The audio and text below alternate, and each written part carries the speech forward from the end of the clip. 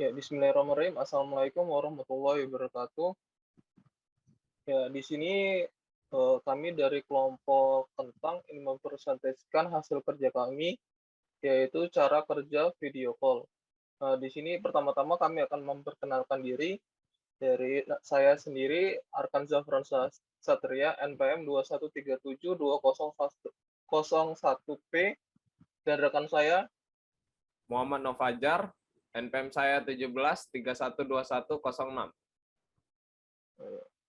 Ya, di sini kami akan langsung mempresentasikan dari hasil kerja kami. Ya, di sini yaitu video call merupakan suatu teknologi yang mampu melewatkan trafik suara, video, dan data secara real time dengan mengubah ke dalam bentuk digital dan dikelompokkan menjadi paket-paket data yang dikirim dengan menggunakan platform IP Internet Protocol. Yaitu ini cara kerja video call. Video call adalah panggilan telepon menggunakan koneksi internet, kadang-kadang disebut VoIP atau disebut sebagai telepon IP atau telepon internet. VoIP adalah pendekan dari Voice over Internet Protocol dan kemungkinan penggunaan untuk melakukan panggilan melalui internet. Untuk membuat panggilan, telepon terhubung ke kabel jaringan atau saluran telepon, atau panggilan dilakukan melalui komputer. VoIP memungkinkan panggilan telepon jarak jauh menjadi lebih mudah, meskipun kadang-kadang dengan kualitas audio yang lebih rendah, yang memanfaatkan video ke pengiriman gambar hidup dari orang yang membuat panggilan. Panggilan video dibuat menggunakan webcam komputer atau perangkat elektronik lainnya dengan kamera kemampuan video seperti smartphone, tablet, atau sistem telepon berkemampuan video. Ya, next. Ya, kelebihan dan kekurangan. Yang pertama ada kelebihan. Pertama dari sisi bisnis. Dari sisi bisnis, fasilitas yang disediakan oleh aplikasi-aplikasi yang menunjang video call membuat proses jual beli, negosiasi, tawar-menawar, maupun presentasi dalam sistem menjadi mudah. Lalu ada dari bidang kesehatan. Memang belum banyak yang diterapkan, namun ini dapat menjadi satu terobosan baru untuk dunia kesehatan. Untuk menunjang tempat-tempat terpencil dengan video call, sang pasien dapat dengan mudah mendapatkan pengobatan dan saran dari sang dokter. Lalu yang ketiga dari sisi pendidikan. Dengan menggunakan video call, kita dapat bertukar ilmu pengetahuan dengan mereka yang berada di luar negeri. Dengan itu, wawasan kita pun lebih bertambah. Lalu keempat ada dari sisi percintaan. Video call ini memang sangat membantu bagi remaja yang memiliki hubungan jarak jauh, terlebih dari antar negara. Ini berlaku juga bagi pasangan suami istri yang ketika salah satunya harus pergi luar dinas ataupun ke luar negeri. Video call jelas sangat membantu, baik dalam segi lebih murahnya biaya yang dikeluarkan maupun dari segi psikologis. Lalu kelima, panggilan video dengan beberapa peserta. Video konferensi telah menjadi lebih umum dan lebih mudah diakses berkat munculnya dan perkembangan voice over IP yang memanfaatkan infrastruktur IP yang mendasari internet untuk membuat komunikasi gratis menjadi mungkin. Paket-paket data video bersama dengan paket-paket data dan data lainnya. Lalu keenam, tak perlu bepergian. Biayanya banyak, uang dan waktu untuk bepergian untuk bertemu orang-orang.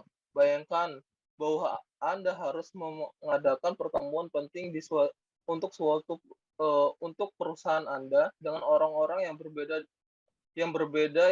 tersebar di berbagai tempat di dunia, ribuan mil jauhnya. Untuk menyatukan mereka di sekitar meja, Anda perlu mempertimbangkan dan memikul biaya begitu banyak masalah. Biaya perjalanan, tersediaan kursi penerbangan, visa, dan lain-lain. Lalu ada kekurangan. Yang pertama ada kekurangan dari video call. Yang pertama harus berkoneksi internet. Kedua, kualitas panggilan dipengaruhi oleh sinyal dan kamera device. Yang ketiga, membutuhkan bandwidth yang besar dibandingkan voice call. Ya, next. Ya, lalu sesi tanya menjawab pertanyaan dari kelompok yang tidak kuis akan dilanjutkan oleh teman saya. Oke, dari pertanyaan kelompok Seledri dan Pak Choi. Pertanyaan, aplikasi chatting apakah yang pertama kali memiliki fitur video call? Jawabannya, aplikasi video call seluruh dunia yang pertama adalah Skype. Meskipun desktop dari aplikasi keluaran Microsoft ini cukup lemah, tetapi Skype sudah sangat dikenal dan digunakan oleh banyak orang di dunia. Jika Alloverse menggunakan Skype versi seluler, maka ia mampu menampung peserta sebanyak apapun, tanpa batas waktu secara gratis, yaitu 4 jam per panggilan dan 100 jam per bulan. Tidak hanya itu, Skype juga memiliki kemampuan untuk cross-platform dari smartphone ke PC. Sehingga tidak sesama PC atau sesama smartphone saja yang bisa berkomunikasi, tetapi antara PC dan smartphone pun bisa berkomunikasi. Oke, next. Pertanyaan dari kelompok Pare. Pertanyaannya, apa saja kelemahan dari video call? Jelaskan. Kelemahan dari video call, 1, harus terkoneksi internet.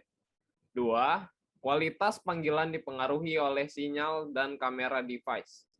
3, membutuhkan bandwidth yang besar dibandingkan voice call. Oke, next. Pertanyaan dari kelompok Tomat. Pertanyaannya, protokol penunjang jaringan video call? Jawaban. Protokol penunjang jaringan video call, 1, application layer, 2, protokol TCP/IP atau transfer control protokol internet protokol. Ada beberapa bagian dari TCP/IP, TCP, transmission control protocol, UDP, User Datagram Protocol, IP, Internet Protocol, RTP, Real Time Transport Protocol.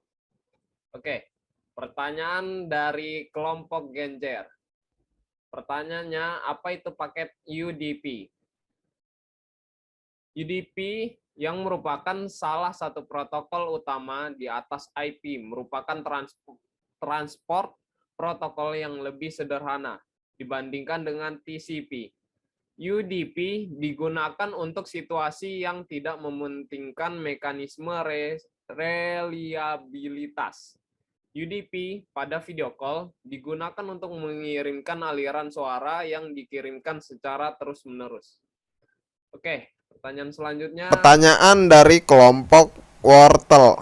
Pertanyaannya, apa ada akibat negatif jika menggunakan video call? Jelaskan. Dampak negatif menggunakan video call dari segi kesehatan, 1, melelahkan. Ada istilah video call fatigue, yaitu kondisi ketika seseorang merasa lelah, harus berpartisipasi di banyak konferensi sekaligus.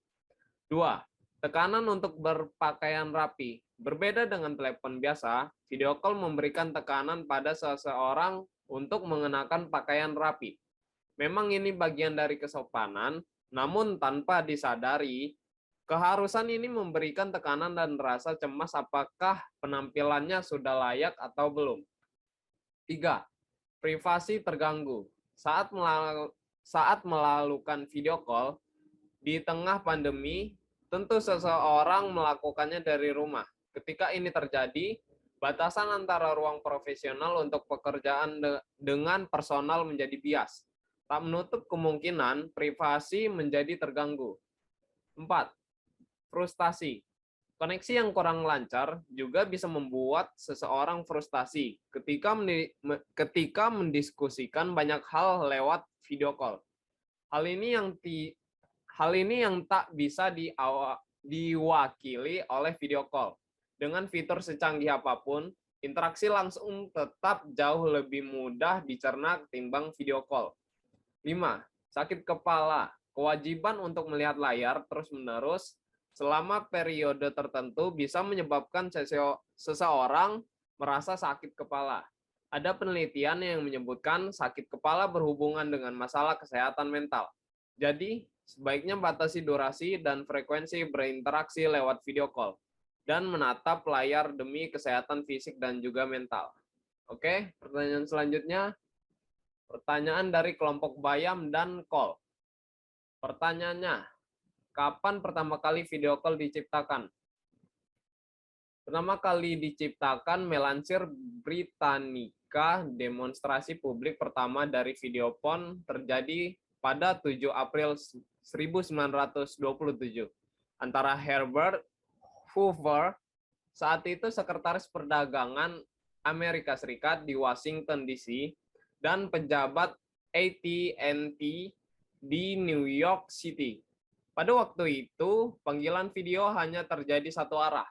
Demonstrasi videophone dua arah kemudian terjadi pada 9 April 1930. Antara AT&T, Bell Laboratories, dan kantor pusat perusahaan, keduanya sama-sama berada di New York City.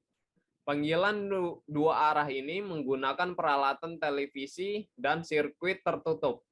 Kemudian, pada 1956, Bell Labs telah mengembangkan videophone yang dapat digunakan pada sirkuit telepon yang sudah ada.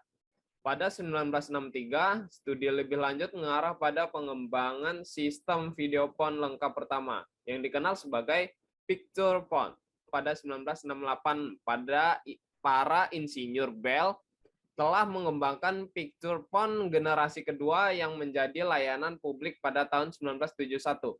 Picture phone generasi kedua dirancang sebagai sistem yang lengkap. Semua aspek sistem dirancang dan dikembangkan untuk mendukung komunikasi video dua arah melalui sirkuit telepon. Terminal picture phone terdiri dari mikrofon unit tampilan video yang berisi speaker, kamera, dan monitor tabung. Meski demikian, layanan ini kemudian dihentikan karena mengeluarkan ongkos pengembangan yang mahal dan tidak mendapat respon yang bagus dari pasar. Hal ini disebabkan ongkos pemakaiannya yang mahal. Oke, selanjutnya pertanyaan dari kelompok Kangkung. Apakah kecepatan jaringan mempengaruhi waktu yang terkirim dan diterima atau delay? Jawabannya, kecepatan jaringan mempengaruhi kualitas gambar yang diterima karena untuk bisa mengakses video call, kecepatan jaringan harus memenuhi standar sampai dengan 25 frame per second. Dan juga bandwidth juga mempengaruhi karena semakin rendah kapasitas atau bandwidth-nya, maka akan semakin rendah pula daya kecepatan transfer data dan suara, serta buruknya kualitas video gambar yang sedang dikirim. Oke, pertanyaan selanjutnya dari kelompok Sawi. Pertanyaannya, dapatkah teknologi trafik suara, video, data secara real time sehingga dikelompokkan menjadi paket-paket data? Jawabannya, dapat dikelompokkan dengan mengubahnya ke dalam bentuk digital dan dikelompokkan menjadi paket-paket data yang dikirim dengan menggunakan platform IP atau Internet Protocol. Oke, sekian presentasi dari kami. Ya, kami akhiri. Wassalamualaikum warahmatullahi wabarakatuh.